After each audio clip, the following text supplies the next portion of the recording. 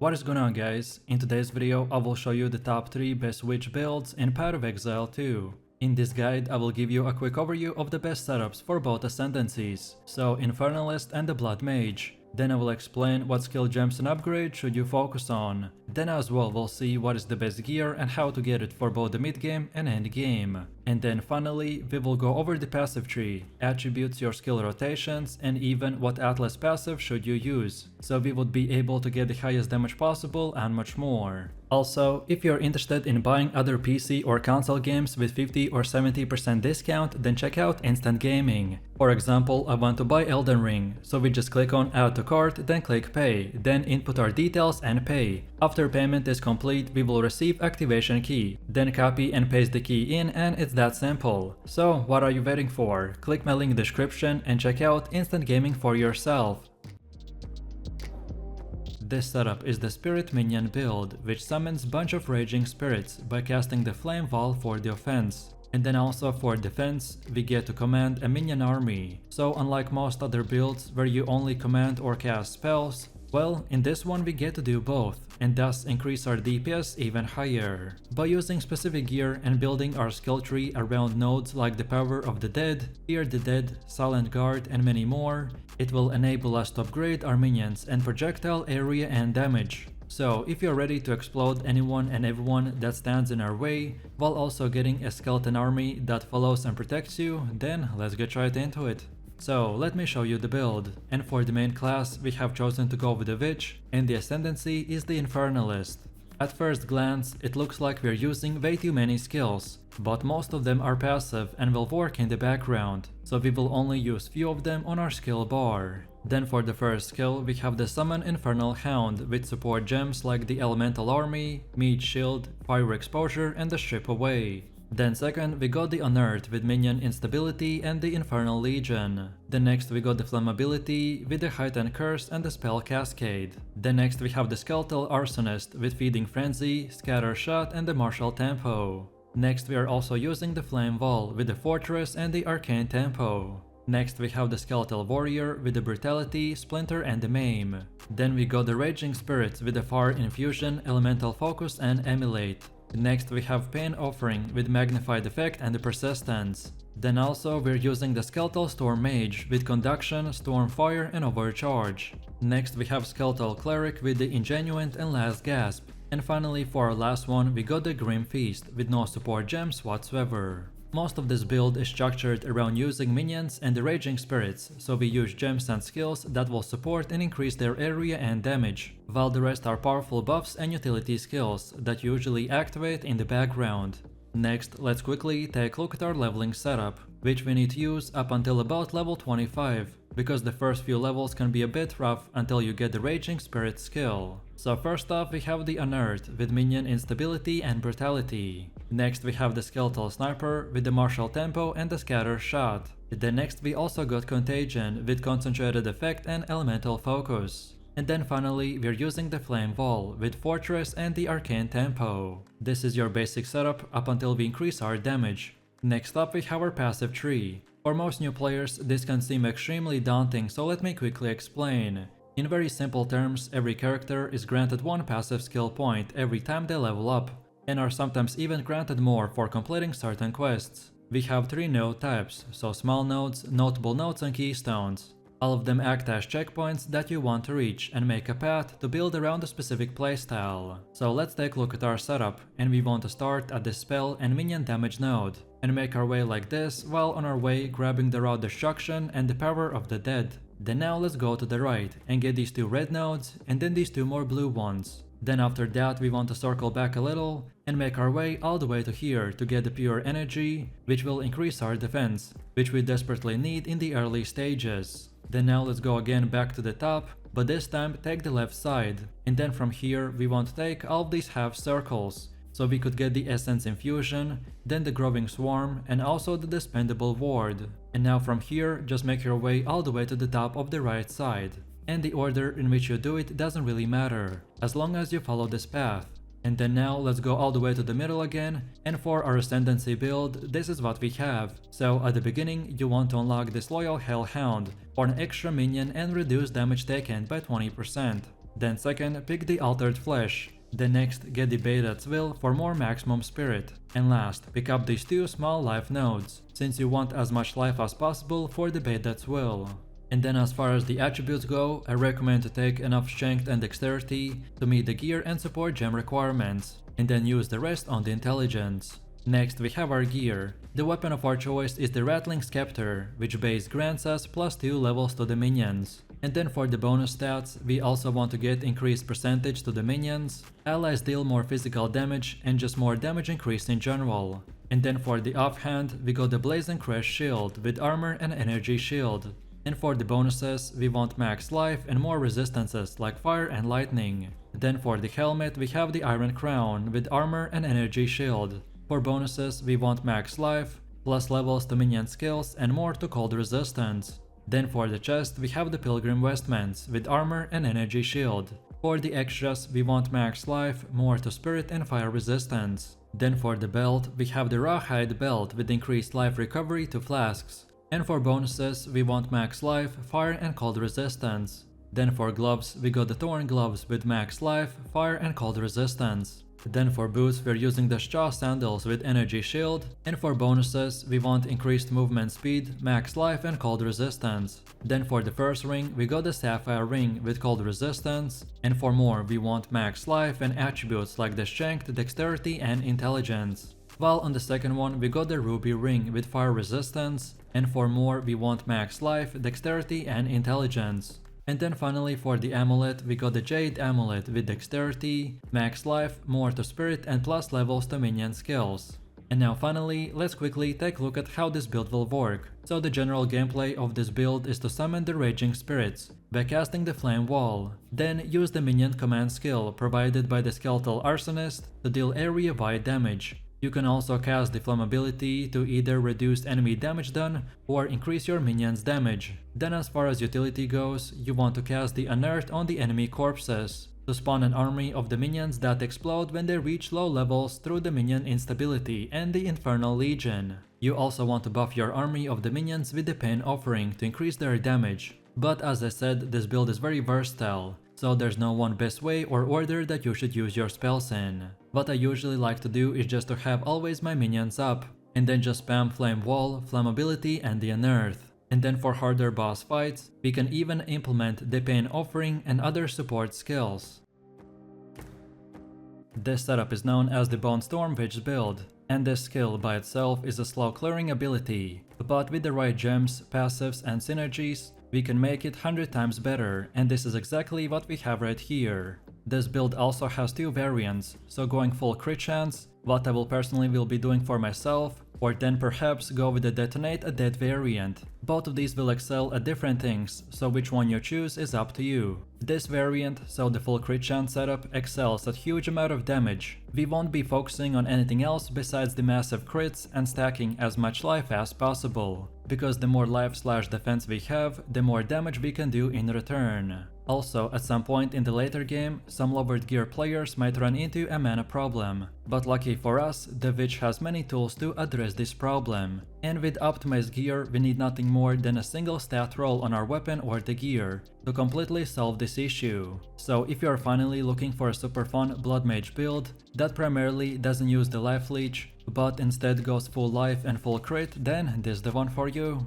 So let me show you the build, and for the main class I have chosen to go with the Witch, and our ascendancy is the Blood Mage. Then for the first skill we have the Bonestorm, with support gems such as the Brutality, Arcane Tempo, Inevitable Critical and the Super Critical. Then second we got the Bone Cage with the Spell Cascade, Lockdown and the Splinter. Then next we got the Life Remnant with the Vitality, Clarity and the Cannibalism. Then next we have the Combat Frenzy with the Profusion, Pin and the Potential. And finally for the last one we got the Bone Blast with no support gems. Next up we have our passive tree, and if you are interested in a full in-depth guide on how it works, then check out my beginner guide. So let's take a look at our setup, and we want to start at the spell and minion damage increase node. Then next we want to keep on going like this until we get to our first stop, which is the potent incantation. Then now keep on going to the right side to get this critical exploit.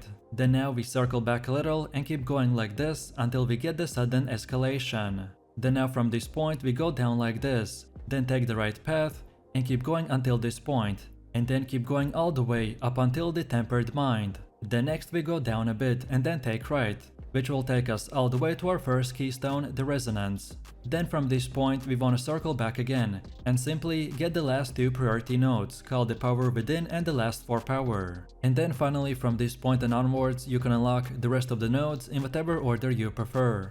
All of the nodes that we got are important, but the ones I mentioned have the top priority, as they're the most important ones to acquire early on in the game, to make our build functional, and then in the late game to make it even more powerful. Also, as far as attributes go, so you just simply want to fill your attribute requirements for the gear and skill gems, and then after that, spend the rest of your leftover attributes into more strength. And then now let's go all the way to the middle again, and for Ascendancy build, this is what we have. So at the beginning you want to unlock the Sangumancy, but please don't get it too early. This node is required for every Blood Mage, and this ability does ton of self damage, and it can be quite hard to mitigate this in the early game. So I recommend for you to wait until you complete your second trial, and then take your first and second Ascendancy at the same time. So then after the second trial you want to get the Grasping Wounds. This one will make you significantly tankier and synergize very well with the Sangumancy. So as I said before, get both these Ascendancies at the same time.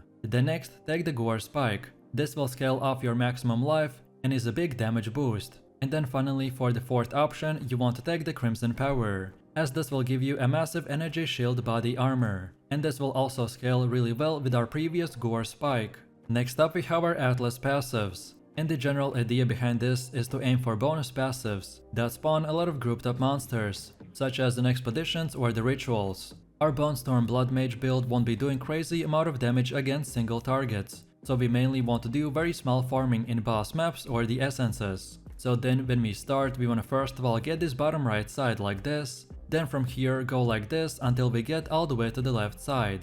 And then when all of these passives are done, then now we go again to the middle. And now take the middle path and then go a bit to the left again and get all of these nodes. Then next we have our gear. The weapon of our choice is the Attuned Wand with the mana drain, and for the extra bonuses we want increased spell damage, plus 3 levels to all physical spell skills, then also increased critical hit chance, and more percentage to critical damage bonus. Next we also have the offhand called the Emblem Crest Shield, with the armor and energy shield. This specific shield is the best job that I got, but it's not required. However, for bonuses we want max life, cold and fire resistance. Remember that our main goal is to stack as much life and resistances as possible, so that's why you will see few stats repeating all over again. Then for the helmet we have the Expert Vigor Tiara with the energy shield, and for more we want max life, cold and fire resistance. Then for the chest we have the Guild Vestments with the armor and energy shield. And for bonus stats we need max life, evasion rating and the fire resistance. Then for the belt we have the Rawhide belt with the increased recovery to the flask.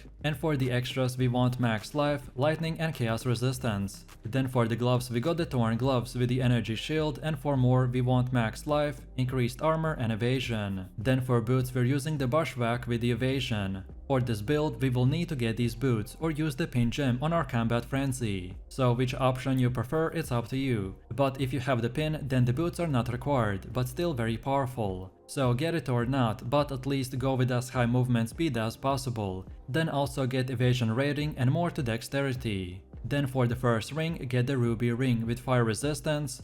And for more we want max life, lightning and chaos resistance. While on the second one we got the sapphire ring with cold resistance, and for more get max life, fire or lightning resistance.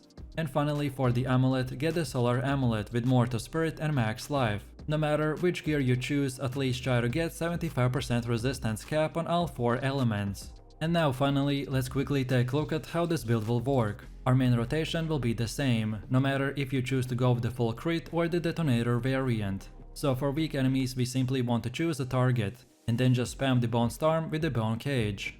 And then for bosses or elites we still do the same thing, just this time also integrate the Bone Blast with the Bonestorm and the Bone Cage, and it's that easy. Most of our buffs will work in the background, which will give us the real damage, so then all you have to do is get used to the mechanics, which are mainly to use the channeling trick, then to be kiting enemies 24/7 and pick up the life remnants. And then from here just spam the Bonestorm and the Bone Cage and have fun. This setup's main focus is to scale fire from our attacks, and target big enemy groups to then set them on fire and explode. We are going to be taking the advantage of seemingly limitless power scaling of the demon and then the massive damage of the fire skills that will help us to decimate endgame content with ease. While leveling, we are going to be similar to other casters, so we shoot fire, things die, we level. However, the endgame is a different beast, because once we get our basic fire setup, we can then start all the maps in the demon form and kill enemies, while its effect ramps up to 70 to even 100 stacks plus, which then we disable the form and instantly reapply to the start demon form all over again, and this way we will be able to stay in the demon form forever, while also having insane amount of DPS stacks at the same time. So let me show you the build, and for the main class I have chosen to go with the Witch, and our ascendancy is the Infernalist. Then for the first one we got the demon form with support gems such as the Vitality, Precision, Clarity, Ingenuity and the Cannibalism. Then second we got the Raging Spirits with the Fire Infusion, Feeding Frenzy and the Martial Tempo. Then next we got Fireball with a Scatter Shot, Fire Penetration, Arcane Surge and the Considered Casting. Next we have the Flame Wall with Inspiration, Arcane Tempo and Magnified Effect. Next up we have the Solar Orb with Elemental Discharge, Fire Exposure, Searing Flame and the Maim. Then for one of the last ones we got the Firestorm with Overabundance, Spell Echo, Hourglass and Inevitable Critical. Then next we have Cast on Ignite with Ember Fusillade, Impetus, Energy Retention and Fire Mastery. And finally for the last one we got the Flammability with Vitality, Precision and Cannibalism. Next up we have our passive tree, and if you're interested in a full in-depth guide on how it works, then check out my beginner guides. So let's take a look at our setup, and we want to start at this energy shield node, then keep going like this until we get to the mana blessing. Then next we keep continuing moving forwards, and on our way grab this breath of fire and also the arcane blossom. Next up we want to go to the left and keep going until this circle, and then here we take this whole thing. Then next up we want to circle back a little, and from this point this time we move forwards until we get to the top, and then take left and we want to get all of these fire nodes. Then next up we again circle back a little, and this time take right and keep going until these nodes. So Ingenuity, Raw Mana and Arcane Intensity.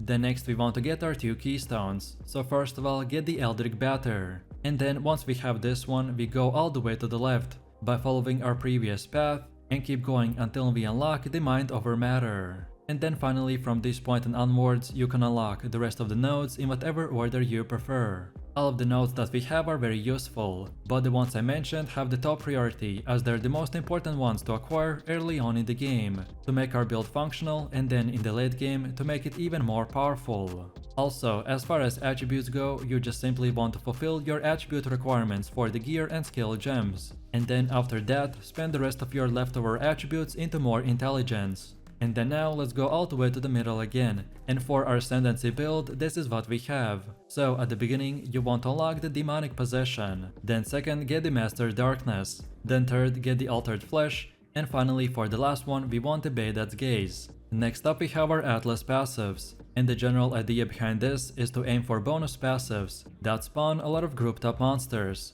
such as in expeditions or in rituals. So when we start we want to first of all get to this bottom left side like this, then now keep going until we get to this Deadly Evolution keystone. Then from here keep going all the way to the right. Next we again want to start from the middle, and this time go to the top middle and get all of these passives. And then from here you get the rest of the nodes in whatever order you prefer. On top of this, we also have these other trees specifically for breaches, expeditions, rituals, delirium and etc. And for these, the order that you select them doesn't really matter, as long as you follow this exact path. So this is what we have for the ritual, then we got the delirium, then next we got the bosses, and then also specifically we have the pinnacle bosses. Then also we got the expeditions, and finally here we have for the breach. If you're looking for a full Atlas tree tutorial, then just watch my beginner guide. Then next we have our gear. The weapon of our choice is the Attuned Wand, which gives us mana drain, and for bonus stats we mainly want increased fire damage, increased spell damage, or pretty much anything else that will increase our level or DPS of our spells. And next we also have our offhand, the Advanced Crystal Focus, with Energy Shield, and for more we need increased mana energy shield, increased energy shield recharge rate and fire resistance. Then for the helmet we have the Advanced Vicar Tiara with Energy Shield, and for more we need Max Life, Increased Maximum Energy Shield, Chaos Resistance and Life Regen per second. Then for the chest we have the Ghost Right with Energy Shield, and we mainly want to get this armor for the Chaos Resistance. And because our 50% of max life is now converted to the energy shield, and this will become very useful as we are using the life regen, and because of our keystone setup, which I will explain in just a second. But as this is an endgame item to help you with the harder content, so this is not required, and you can get any other body armor, just make sure that you have good resistance, increased energy shield and life regen on hit. Then for the belt we have the utility belt, with 20% quicker flask recovery, and for more we need max life, more charm slots and life regen per every second.